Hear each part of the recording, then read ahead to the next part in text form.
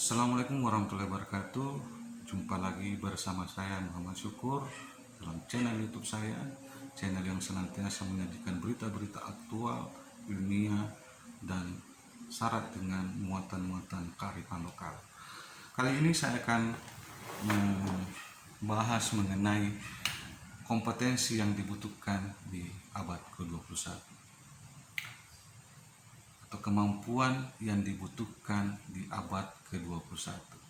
Apa saja kompetensi atau kemampuan yang harus dimiliki agar seseorang itu bisa eksis di abad 21? Secara umum ada 3 kelompok kompetensi yang harus dimiliki di abad ke-21 ini. Kompetensi yang pertama adalah kompetensi karakter yang baik. Di dalam kompetensi karakter yang baik ini ada beberapa elemen-elemen yang harus dipenuhi.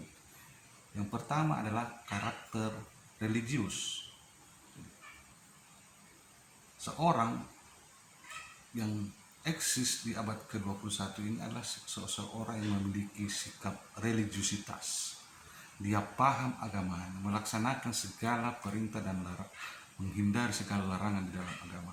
Dia betul-betul menjadi penganut agama yang baik terhadap apa yang mereka yakini. Dia tidak juga mencela penganut agama yang lain. Ada sikap toleransi pada dirinya. Tidak gampang menyalahkan keyakinan orang. Nah, di sisi lain, dia memiliki pemahaman yang sangat dalam terkait dengan agama yang menjadi pilihannya. Ini sikap yang dibutuhkan di abad ke-21. Karakter yang kedua yang terkait dengan kompetensi karakter ini adalah karakter nasionalis. Seorang yang memiliki karakter nasionalis adalah tidak rela ingin negaranya atau tidak rela negaranya dihina atau direndahkan oleh bangsa lain. Di sisi lain, dia senantiasa ingin menunjukkan prestasi terbaiknya untuk bangsanya, untuk negaranya. Itulah wujud kecintaan atau sikap nasionalisme yang dimiliki oleh seseorang. Dia senantiasa taat dari berbagai macam regulasi yang ditetapkan oleh negaranya atau bangsanya. Karakter yang ketiga adalah sikap mandiri, tidak tergantung pada orang lain. Ketika diberikan suatu pekerjaan, dia laksanakan secara baik pekerjaan itu tanpa tergantung pada orang lain ketika memang pekerjaan itu membutuhkan tanggung jawab dirinya. Yang keempat adalah memiliki karakter gotong royong, suka terlibat membantu sesama yang membutuhkan. Jadi ketika suatu kaum atau suatu masyarakat atau seseorang membutuhkan bantuan, dia secara rela mendedikasikan diri untuk membantu orang tersebut atau masyarakat tersebut yang membutuhkan. Nah, karakter yang ketiga adalah karakter integritas. Seorang yang memiliki integritas senantiasa memiliki komitmen, menunjukkan kejujuran, menggerakkan sesuatu dengan menjalankan sesuatu dengan penuh konsisten. Nah,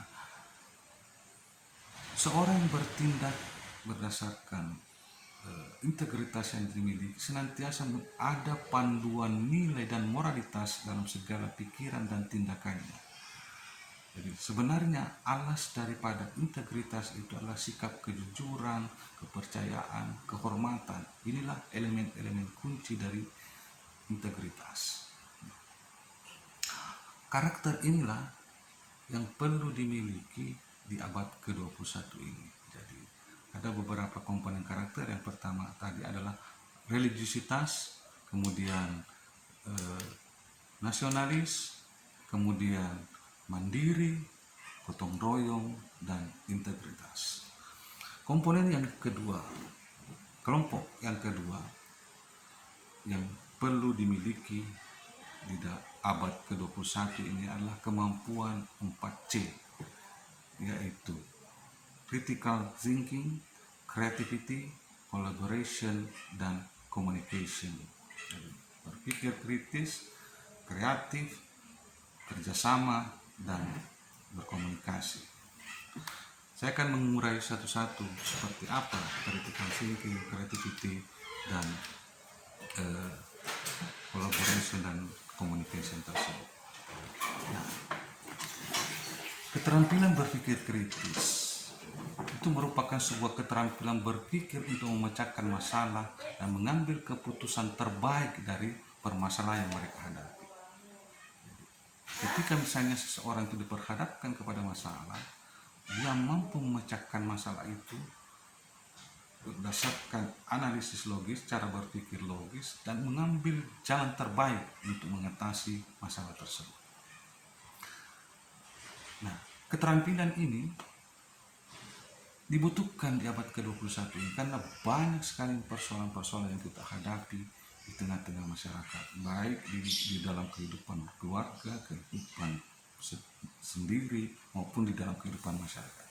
Nah, dari berbagai problem-problem itu, kita dituntut untuk bisa memecahkan persoalan-persoalan dihadapi, baik persoalan individu, persoalan keluarga, persoalan kemasyarakatan, maupun persoalan berbangsa dan bernegara. Bukan hanya sekedar mampu memecahkan masalah, tapi solusi yang kita tawarkan, solusi untuk mengatasi masalah itu yang kita ingin lakukan adalah pilihan terbaik berdasarkan hasil penalaran yang kita lakukan. Nah, ini kompetensi 4C yang pertama. Kemudian kompetensi 4C yang kedua adalah kemampuan berpikir kreatif. Seseorang yang bisa eksis di abad ke-21 ini adalah orang-orang yang mampu menciptakan ide-ide baru, gagasan-gagasan baru, mampu melakukan inovasi-inovasi baru. Dia memiliki kreativitas dalam berpikir. Dia tidak menjadi pengikut terhadap apa yang sudah ada. Dia tidak menjadi follower terkait dengan sesuatu yang sudah ada. Dia senantiasa berpikir untuk melahirkan ide-ide atau karya-karya terbaru yang belum ada sebelumnya. Dengan begitu, dia akan senantiasa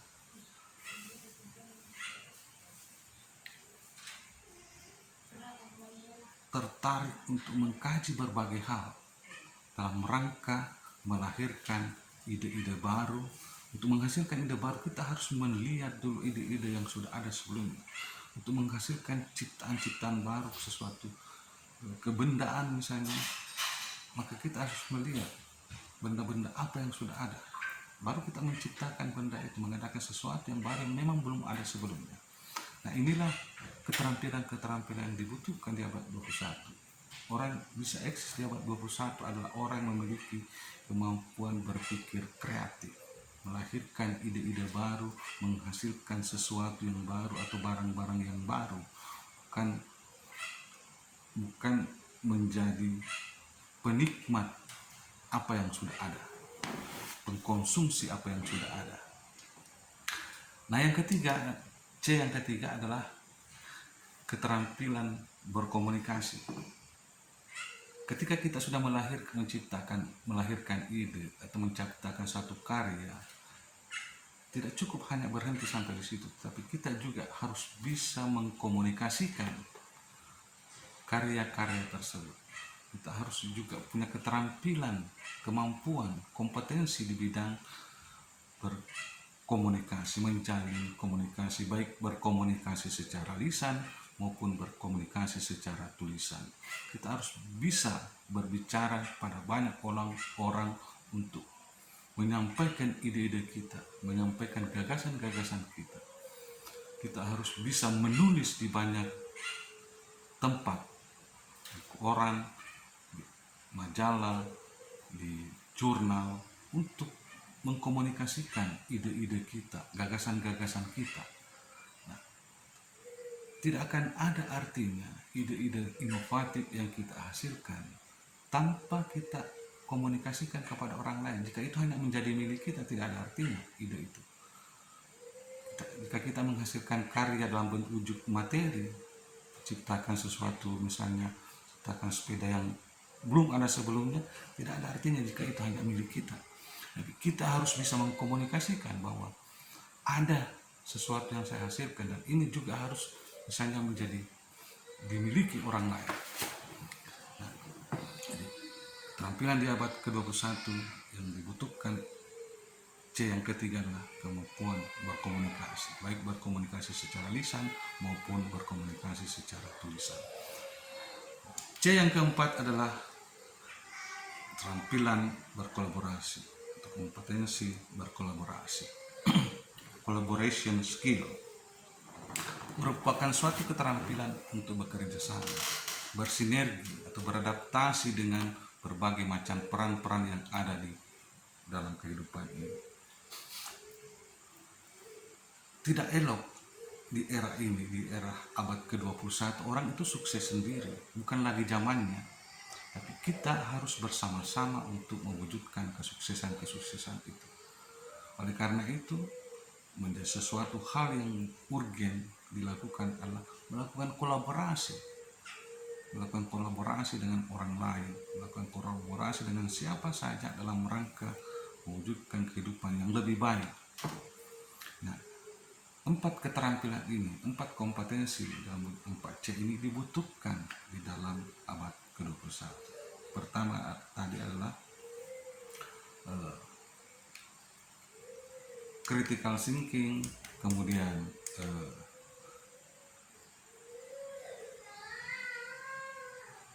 creative thinking, kemudian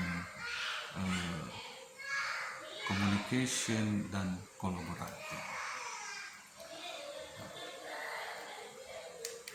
Kemudian keterampilan yang ketiga atau kelompok ketiga yang perlu dimiliki di abad ke-21 ini adalah keterampilan menggunakan keterampilan literasi atau kompetensi literasi. Seorang yang bisa eksis di abad ke-21 adalah orang-orang yang memiliki dan menguasai literasi. Literasi apa saja yang perlu dikuasai di abad 21 ini?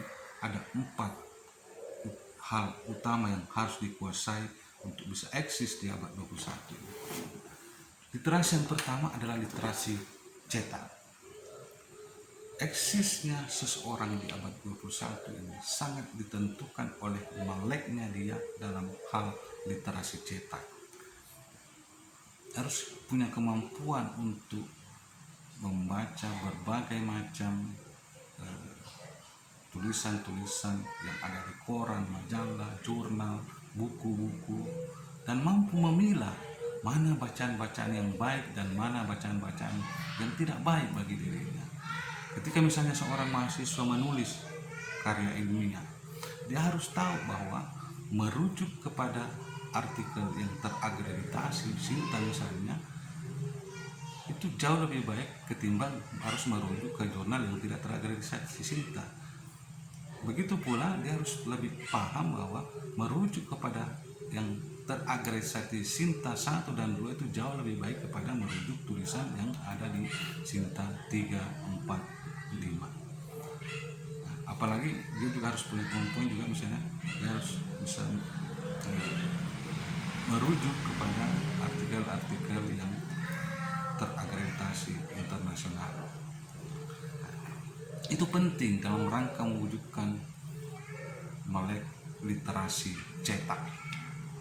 Nah, ketika misalnya dia menemukan sumber-sumber berita dari koran-koran yang tidak terpercaya, tidak jelas siapa pendirinya, siapa redakturnya, dia agak malas membaca dari itu karena sumbernya kurang jelas. Tapi ketika disuguhkan dengan berita-berita dari koran-koran yang memang jelas runtutan pengurusnya, jelas siapa redakturnya, siapa wartawannya, siapa pemimpin redaksinya, dia akan mau membaca hal itu.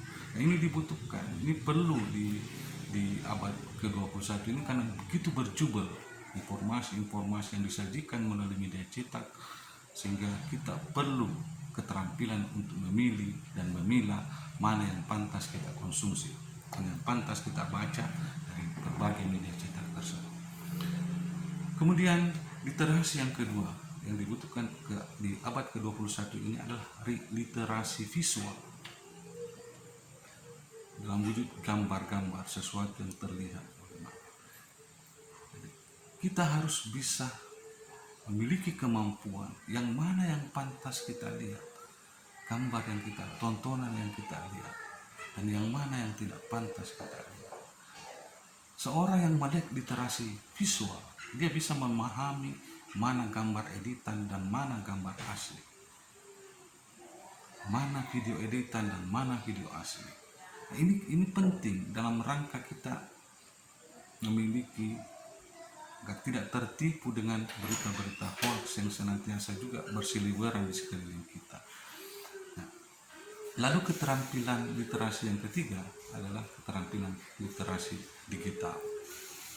Seorang yang bisa eksis di abad 21 harus melek literasi digital. Dia harus bisa mengoperasikan komputer, bisa menggunakan internet dan segala macam. Kita tidak mungkin bisa eksis di abad 21 ini tanpa memiliki keterampilan literasi digital, tanpa memiliki kompetensi literasi digital. Kita juga harus bisa memilah yang mana ketika kita sudah terjerumus di dalam literasi digital itu, kita harus bisa memilah dan memilih yang mana yang pantas saya pakai dan konsumsi di dalam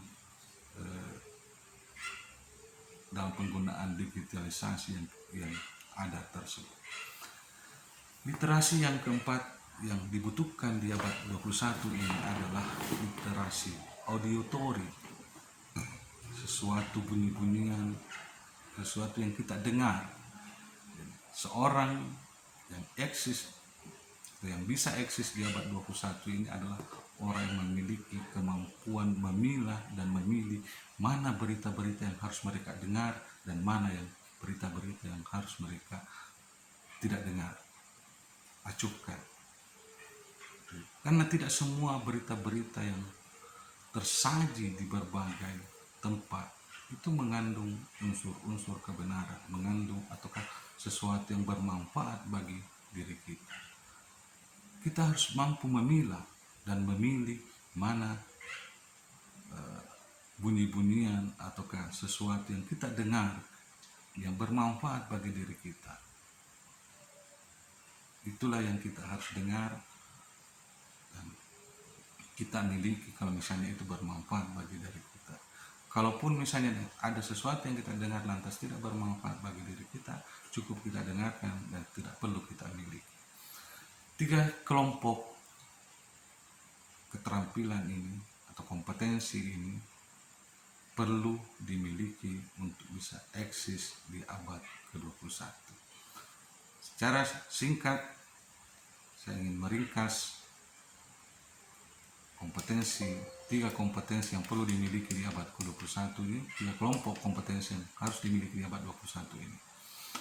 Yang pertama adalah kompetensi karakter, di dalamnya ada beberapa hal, kompetensi religius, nasionalis, mandiri, gotong royong, dan integritas.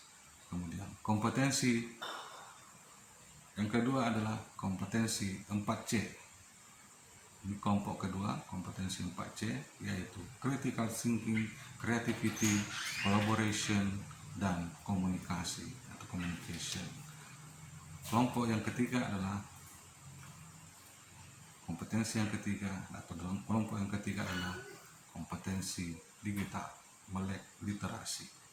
Di dalamnya melek literasi cetak, literasi visual, literasi digital, dan literasi auditory, pendengaran, sesuatu yang kita dengar. Saya kira itu yang ingin saya sampaikan pada kali ini. Terima kasih. Salam sukses untuk kita semua. Jangan lupa like dan subscribe channel YouTube saya. Sekian, assalamualaikum warahmatullahi wabarakatuh.